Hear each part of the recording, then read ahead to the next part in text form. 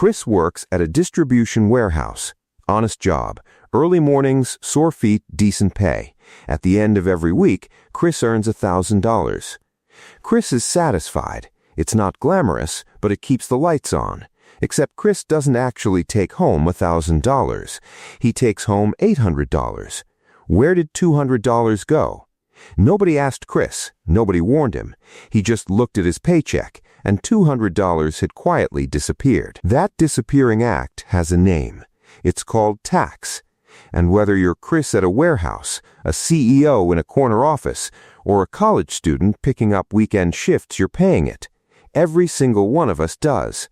In some form, whether we want to or not. So, what exactly is it? Why does it exist? And where does it actually go? Let's break it down. What is tax?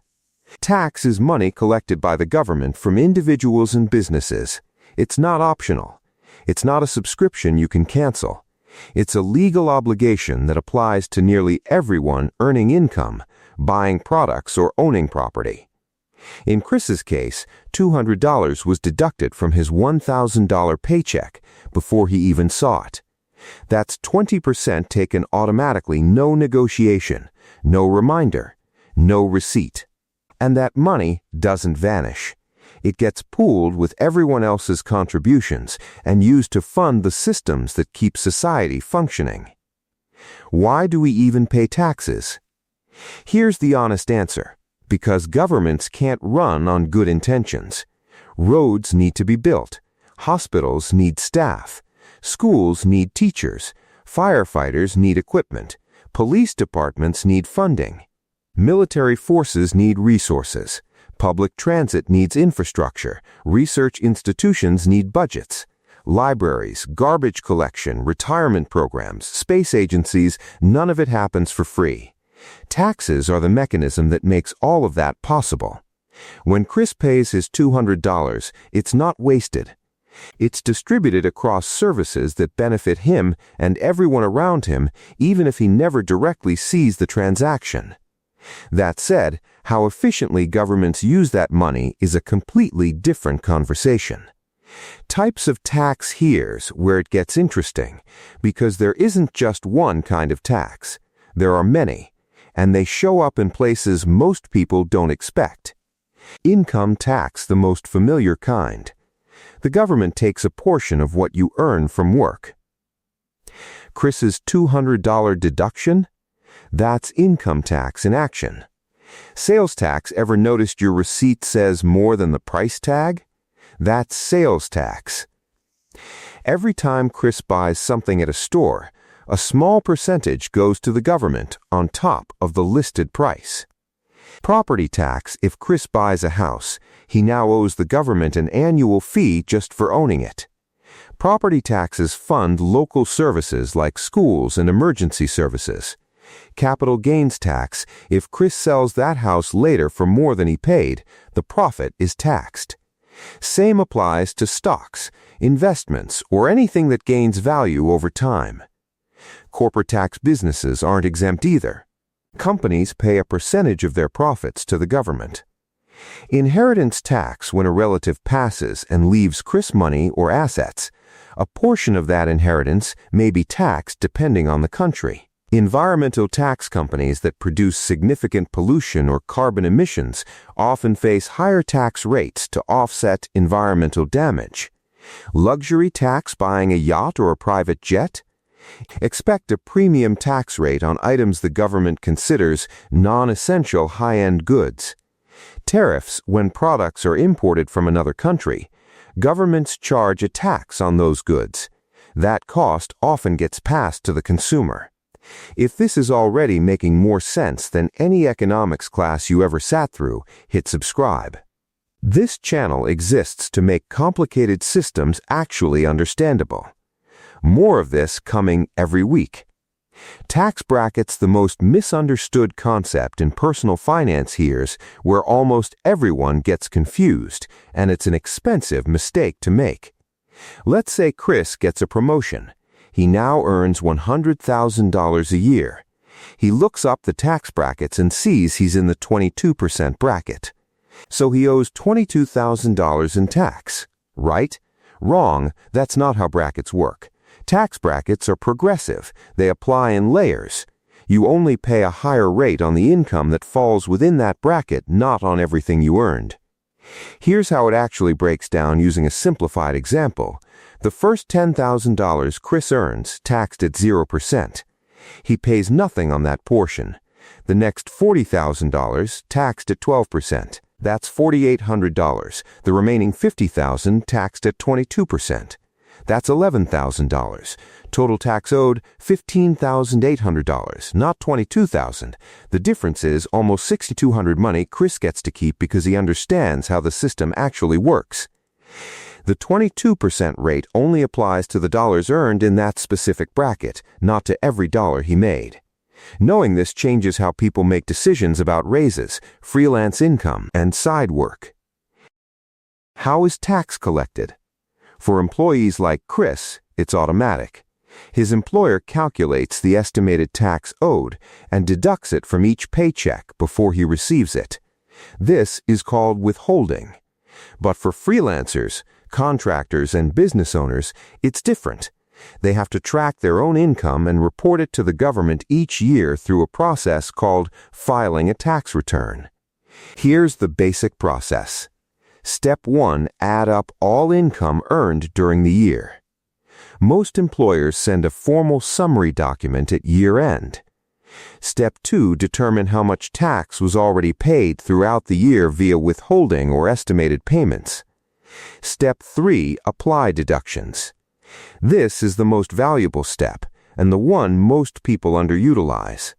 Deductions reduce the amount of income that gets taxed. Eligible deductions typically include work-related expenses, uniforms, tools, professional training, business travel, home office costs, and charitable donations. What doesn't count? Personal expenses, groceries, gym memberships. Entertainment, none of that qualifies unless there's a legitimate, documented professional connection. Step 4. Submit everything to the relevant tax authority. After reviewing the numbers, one of two things happens. If Chris underpaid throughout the year, he owes the difference. If he overpaid, he receives a refund. That refund isn't a bonus from the government, it's his own money being returned because too much was taken up front. What is a tax audit? If something in a tax return doesn't add up unusual deductions, unreported income. Inconsistencies between reported earnings and known lifestyle, the tax authority may conduct an audit. An audit is simply a review. The government checks the numbers and verifies that everything reported is accurate. It sounds alarming, but for most people who file honestly, it's manageable. The ones who face serious consequences are those who deliberately misreport income or claim deductions they're not entitled to. Errors happen, and most can be corrected. Fraud is a different matter entirely. What happens if you don't pay? This is where things escalate quickly. It starts with a notice. Then interest charges begin accumulating. The amount owed grows every day the debt goes unpaid. Eventually, the government moves toward enforcement. That can mean wages being garnished, bank accounts being accessed, or assets being seized. And in cases of sustained, deliberate non-payment or fraud, criminal charges and imprisonment are possible outcomes. Every major country has a tax collection agency with broad legal authority. In the United States, it's the EARS. In the United Kingdom, it's MERC. In Australia, it's the ATO. The names differ. The reach doesn't. Who doesn't pay tax? Not everyone is required to pay income tax.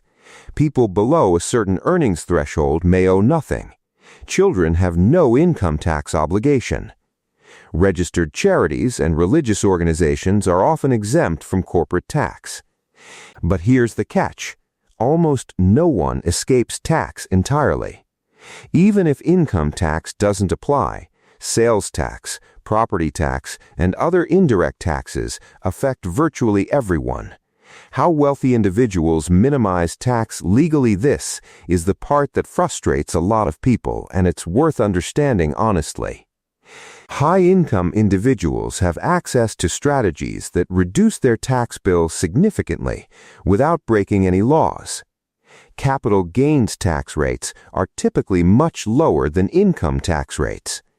Someone who earns money through investment growth rather than a paycheck pays a smaller percentage than someone earning the same amount from salary. Dividends from stock ownership are also often taxed at preferential rates. Negative gearing is another strategy. If someone invests in a property that costs more to maintain than it generates in rental income, that net loss can be claimed as a deduction against other taxable income. The expectation is that the property's long-term value appreciation will eventually make it profitable. Businesses can also register in low-tax jurisdictions countries with minimal or zero corporate tax rates to legally reduce what they owe in higher tax countries. This is why major corporations sometimes route revenue through places most people have never visited. These strategies are legal.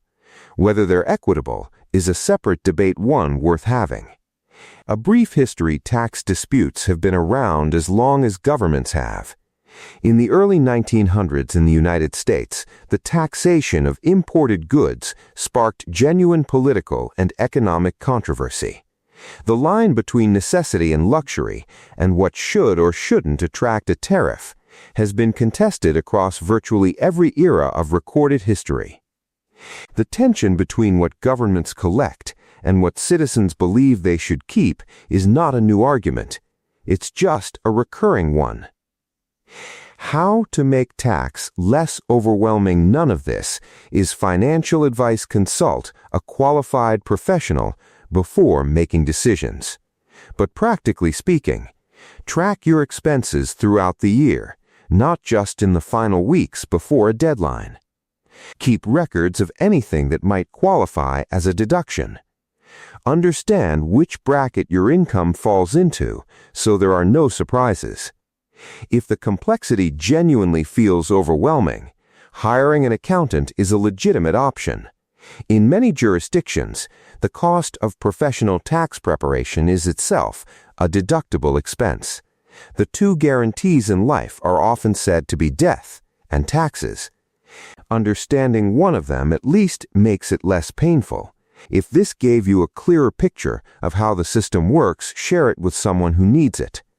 Most people spend decades paying taxes without fully understanding where the money goes or how the rules actually function.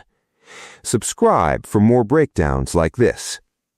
No jargon, no filler, just systems explained clearly. See you in the next one.